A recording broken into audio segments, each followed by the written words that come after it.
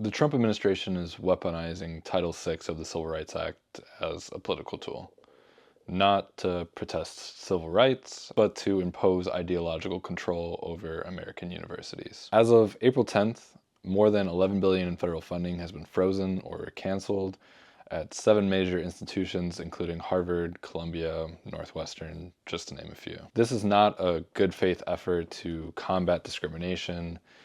It is a coordinated campaign to pressure educational institutions into aligning with the administration's political agenda through funding threats, surveillance demands, and speech restrictions. In this video, I'll break down how Title VI is being repurposed, what the administration gains from it, and why this marks a dangerous step towards authoritarian governance. Give me to run, and there's a whole story about running for a third term. I don't know. I never looked into it.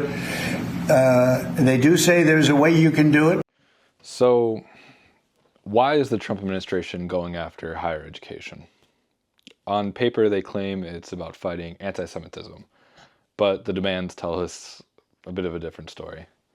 They've requested universities to ban face masks at protests, overhaul admissions and hiring practices, defund student groups that support Palestinian rights, and audit departments for so-called diversity of views. These aren't just policy requests. These are a political litmus test.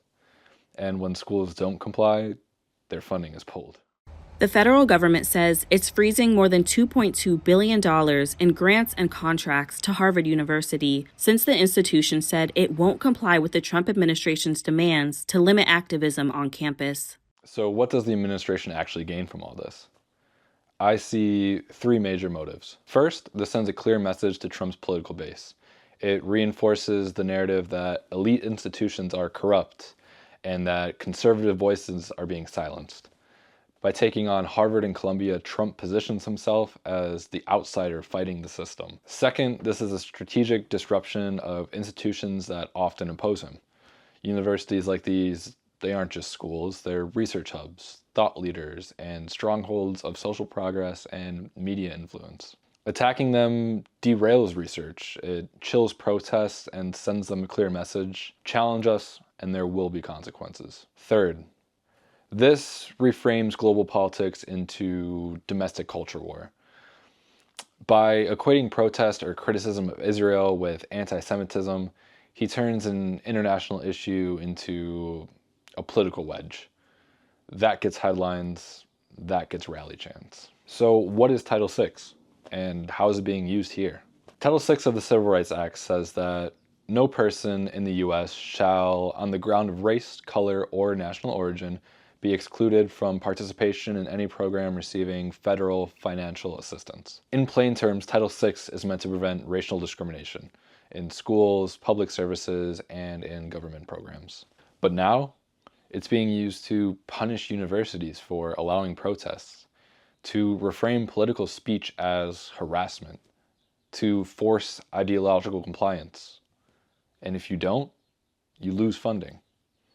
Now, that is a complete distortion of this law's intent.